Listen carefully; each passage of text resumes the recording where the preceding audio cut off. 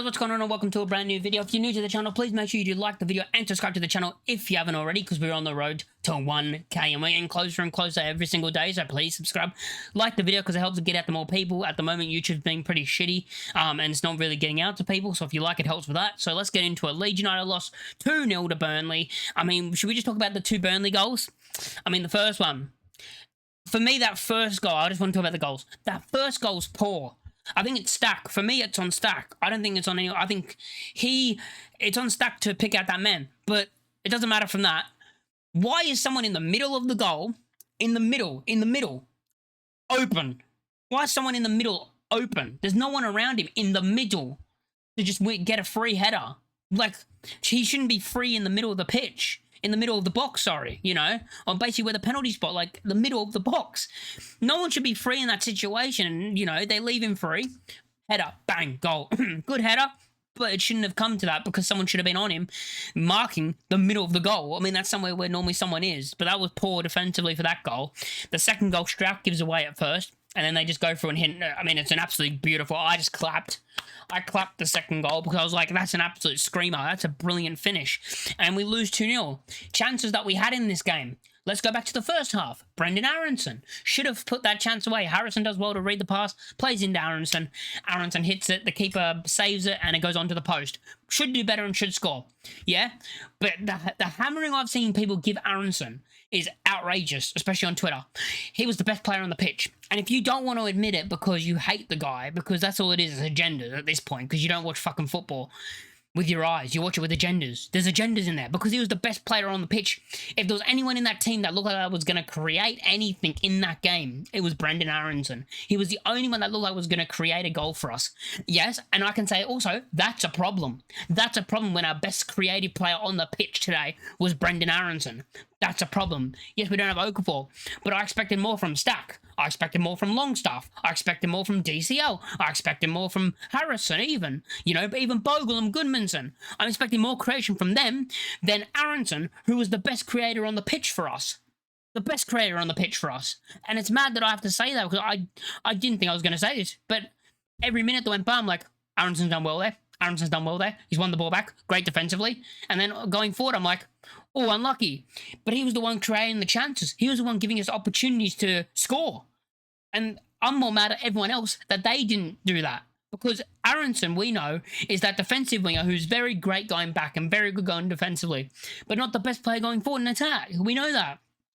But for him to be the best creative player in this team and the best player on the pitch for us is... I'm looking at the rest of the players. Why aren't you performing? Because if Brendan Aronson's the best player on the pitch, and I like Brendan Aronson, but he should never be the best player on the pitch. He should never be the best player on the pitch. He should be that workhorse on the pitch, right? That has a good performance to a great performance, and is like, you know, always up there for like, he was good, but he was good, but he wasn't amazing. He wasn't great. You know, he wasn't the best player on the pitch, but today he was. I mean, I've already said who my man of the match for us was. I mean, it doesn't really matter, but I've already said it. Let's go through the ratings. Carl Darlow, I'm going to give a 5.5. Don't think he can do anything for the 2 goals, so I'm not going to put the goals on him, but I'm going to give him a 5.5. Jaden Bogle, I mean, should we talk about that miss? I don't know how he's missed it. I do not know how he's missed the sitter. It's a sitter. It's more of a sitter than Aronson's chance.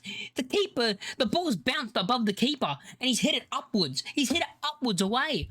What the fuck are you doing? I genuinely think if he just tapped his foot onto it, it goes in the back of the net. If he just taps his foot onto it, it goes in the back of the net. He missed that, and oh my god, I can't believe he missed it. I couldn't believe it.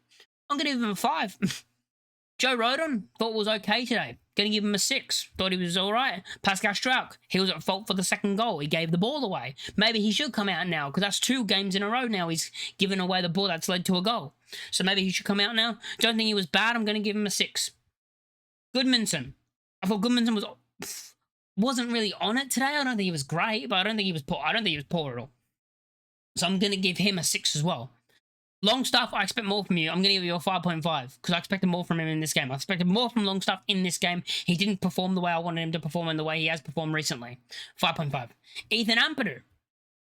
I don't know how to rate Ethan Ampadu because I didn't really notice him in the game at all. So I'm going to give him a 5.5. Might be harsh, but he wasn't in the game at all. I didn't notice him. Maybe that's because he was good and did his job very well. but I just felt like I didn't really notice him a lot. So that's why it's hard for me to rate him. Stack I thought was poor. I don't think he was good either. Poor might be harsh, but I don't think he was good at all. A 5? I don't think he was, like, I don't know. The front three, let's start with Harrison. Harrison just frustrates me. Again, I like Harrison. See, I'm someone who likes Harrison, but he frustrated me in this game. Couldn't create. Frustrated the hell out of me. 5.5. DCL. I keep hearing from people, great striker, he has great hold-up play. Well, he's not putting the ball in the back of the fucking net. He's not putting the ball in the back of the net. Like, how many games are we going to go through, right, where DCL's good hold-up play, good in the air, not even good hold-up play, good in the air, wins the header, win the flick-ons, does well at that. How long until we go, that's not enough, you need to be putting the ball in the back of the net? So I'm at that stage now. I'm at that stage now where you need to be putting the ball in the back of the net as a striker. You need to have more than one goal when you've missed 9 out of 10 big chances this season, I think it was, or something like that. He's had 10 big chances this season, 1 goal. So he's missed 9 out of his 10 big chances. I'm going to give him a 5. I'll give him 5.5. I don't think he deserves a 5. 5.5. Brendan Aronson, best player on the pitch, I'm giving him a 7. Giving him a 7. Best player on the pitch. And then when Dan James came on, he was the only one offering anything when he came on. Dan James was actually, when he came on, offered something. He kept crossing it into the box. Like, and this is nothing against Aronson, because I thought Aronson was the best player on the pitch.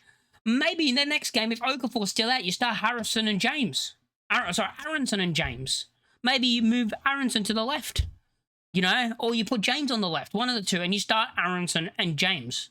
Because I don't think Aronson deserves to be dropped, but Dan James is offering something. So maybe you keep Dan James on the right and move Aronson to the left.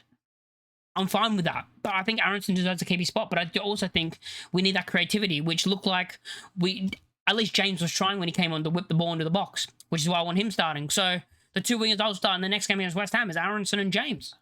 Whichever way you want to put it, right or left. I don't know which way you want to put Dan James. I would put on the right, maybe, because I think he's a more attacking player, the more likely one to create a chance, and I'd put him on the right.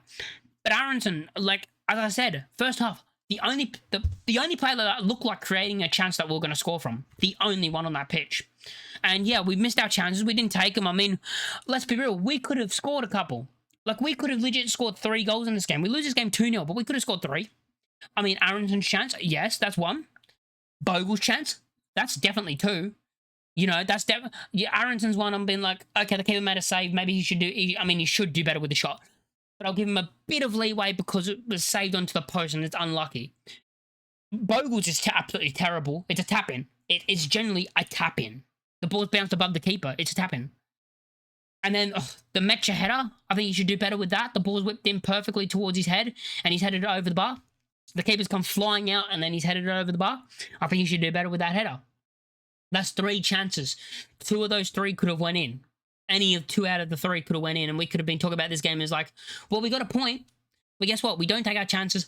They do take their chances with 2 very good goals. The first one's more on shit defending, but the second one, as I said, Darlow can't do anything about it because the first one, even though it's shit defending, it's a good header. The second one's an absolute screamer. Wow. But yeah, it's just it's so frustrating because this was a game where I could have seen us. I would have been fine with a point. But it's a game where I could see us scoring and then we just don't. You know, we have the chances, we don't score the chances. But yeah, let me know what you think in the comments down below. And yeah, make sure you like, comment, and subscribe, and I'll catch you all in the next one. Peace.